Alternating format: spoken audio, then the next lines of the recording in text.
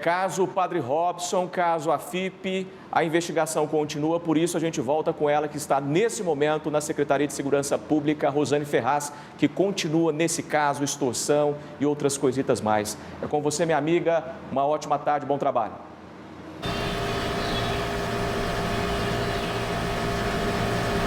Boa tarde, Luciano, aos nossos telespectadores. Então, essa extorsão, esse crime de extorsão contra o Padre Robson, que foi investigado, esteve a cargo da DEI, que é a Delegacia Estadual de Investigações Criminais. Por isso eu falo agora com o delegado Alexandre Lourenço, que é superintendente de combate à corrupção e ao crime organizado, de combate à corrupção e também ao crime organizado da Polícia Civil. Porque eu quero saber do senhor, delegado, durante essas investigações que começaram ainda em 2017 a cargo ali da DEIC, ficou comprovado que, essas ameaças contra o padre, elas existiam mesmo, existiam provas verídicas para poder justificar que ele estava sendo realmente alvo de uma extorsão? As investigações se iniciaram a partir da narrativa do padre de que vinha sendo ameaçado de exposição de elementos que podiam colocá-lo em condição de dificuldade com o seu público, com as pessoas, por informações que o fragilizavam. Contudo, em nenhum momento de toda a tratativa que foi realizada, sejam elas aquelas tratativas realizadas com a supervisão da polícia, seja aquelas que foram realizadas às ocultas pelo padre, em nenhum momento elas acabaram sendo evidenciados. Esses elementos que os hackers exibiam ou anunciavam como elementos de extorsão não foram expostos de fato. Que elementos eram esses? Vocês então não tiveram acesso a esse material? Não, o que nos chegou, o que chega pela investigação que a gente analisa, hoje dentro do contexto da atual investigação relacionada com os atos do religioso, são ameaças que envolviam a movimentação patrimonial do padre junto à AFIP e ameaças de cunho afetivo e sexual da parte do padre. Agora, delegado, por quê? O que ali dentro dessa investigação da Polícia Civil gerou desconfiança tanto para os policiais como para o Ministério Público, que acabou desencadeando uma nova operação, uma nova investigação a partir dessa investigação da extorsão contra o padre Robson? O que tinha ali dentro que fez com que vocês ficassem desconfiados e o próprio Ministério Público? Inicialmente, a demora do padre em buscar o socorro policial. E tão logo tenha buscado o socorro policial, a prática de atos ainda no curso da investigação, às ocultas para a Polícia Civil. Pagamento efetivo de extorsões que estavam sendo realizadas com ele, sem a supervisão policial.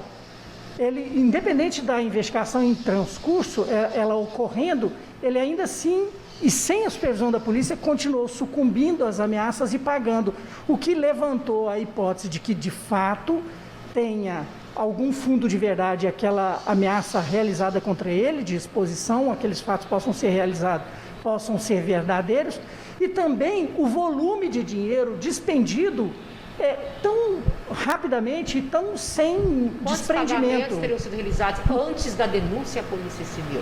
Foram vários pagamentos, eu não vou poder te dizer ao certo. Tem uma sequência de 6 pagamentos que foram realizados, aquelas filmagens que foram veiculadas se relacionam com essa sequência de 6. Tem depósitos em conta corrente, tem pagamentos realizados diretamente também em alguns pontos. A Polícia Civil acompanhou alguns desses pagamentos? Foi combinado a partir de quando? Parte desses pagamentos foram acompanhados pela Polícia Civil, parte deles. Outra parte não, outra parte a Polícia Civil veio saber posteriormente. Delegado, só para encerrar, ficou comprovado em algum momento na investigação da Polícia Civil que o padre era ameaçado? Não, a comprovação de que de fato ele sofria a ameaça de exposição por parte dos agressores, sim. Isso ficou comprovado, tanto que a condenação ocorreu e hoje está em sede de tribunal. Isso não tem dúvida, realmente ficou comprovado e os 6 investigados foram denunciados pelo Ministério Público e houve, da denúncia decorreu condenação. Tá certo, obrigado, delegado Alexandre Lourenço, pelas suas informações aí em relação à investigação da extorsão contra o padre Robson. Ainda agora falando da investigação do Ministério Público sobre possíveis desvios de dinheiro da FIP. O Ministério Público continua investigando este caso. São quase 4.000 páginas de documentos que fazem parte dessa investigação, que começou há 2 anos. 7 promotores atuam aí nessa investigação, inclusive naquela grande operação de sexta-feira.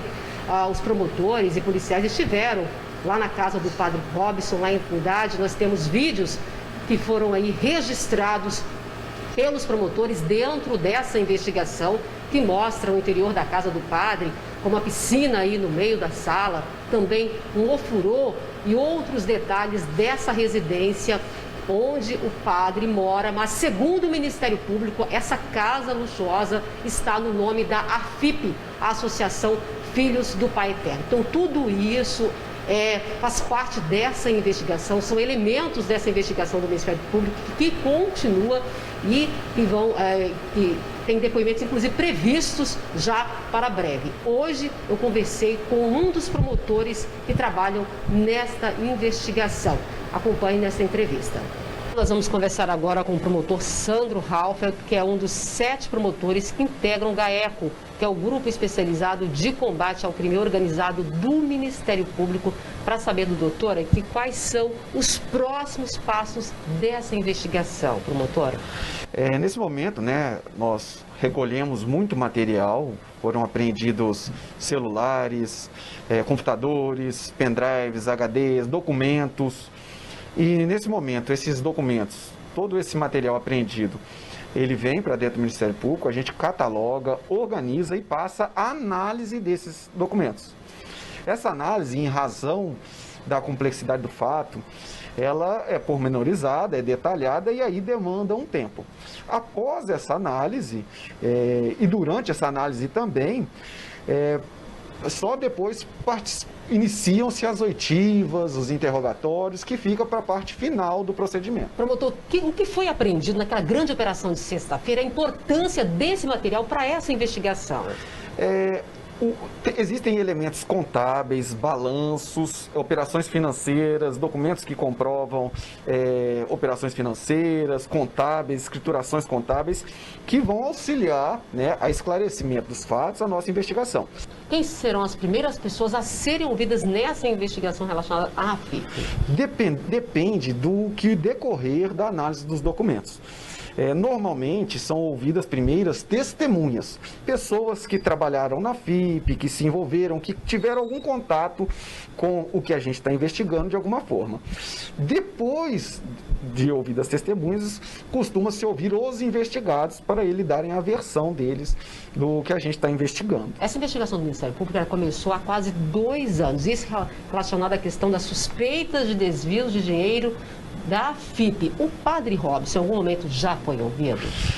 Nesse procedimento investigativo, ele ainda não foi ouvido, porque ele era sigiloso até sexta-feira.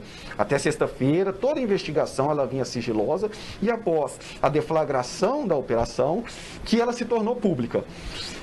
Ele já prestou depoimentos nos outros processos, no processo do hacker, da extorsão, mas especificamente nessa investigação, ele ainda não prestou depoimento. Só conseguiria detalhar para a gente, por exemplo, quantas pessoas estariam nesse raio de investigação do Ministério Público? Aquelas que fizeram de forma direta ou indiretamente negócios com a FIP, que figuram nessas suspeitas aí de desvio, seriam pelo menos quantas pessoas e quem seriam essas pessoas? Olha, o número de pessoas é muito grande, porque a FIP, ela tem uma atividade empresarial muito grande, são muitos imóveis, muitas fazendas.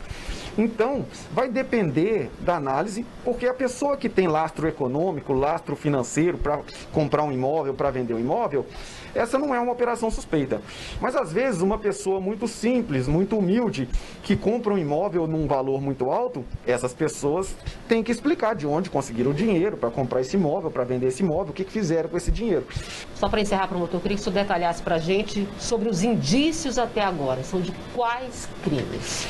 Os indícios são de crimes de apropriação indébita, de falsidades ideológicas, porque uma pessoa, o que é uma falsidade ideológica? É afirmar falsamente, fazer uma declaração falsa com o fim de alterar a verdade sobre fato juridicamente relevante.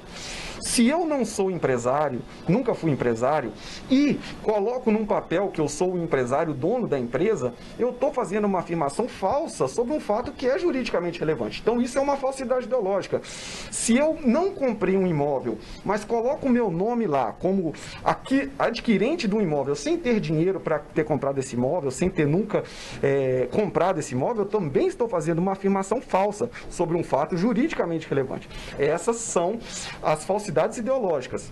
E nós temos que apurar sobre as movimentações financeiras, porque se houver um mecanismo de ocultação ou dissimulação sobre a origem de bens e valores, isso configura lavagem de dinheiro. Continuar acompanhando todo esse caso. Obrigada pelas informações, promotor. Eu volto com vocês aí no estúdio. Obrigado, Rosane, pelas informações. Em nota, a defesa do padre Robson Oliveira informa que o religioso foi vítima de extorsão, tendo buscado suporte da Polícia Civil, que monitorou as transações e culminou na prisão das pessoas que extorquiram o padre. A nota explica ainda que já houve sentença e os criminosos foram punidos pelo Poder Judiciário.